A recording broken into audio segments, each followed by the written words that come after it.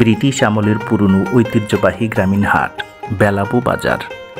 এটি বাংলাদেশের নরসিংদী জেলার বেলাবো উপজেলা জনপদে আড়িয়াল খাঁ নদের তীরে অবস্থিত। ঋতুভিত্তিক বিভিন্ন প্রকার শাকসবজির বেচাকেনায় প্রতি শুক্রবার এখানে হাট বসে সকাল থেকেই। এই অঞ্চলের বেলে দোআঁশ মাটি খুবই উর্বর।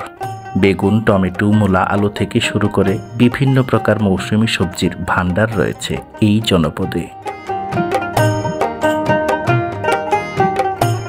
আশেপাশের গ্রামের ক্ষেত থেকে বিভিন্ন প্রকার সবজি সরাসরি এই বাজারে আসে বলে সবজিগুলো যেমন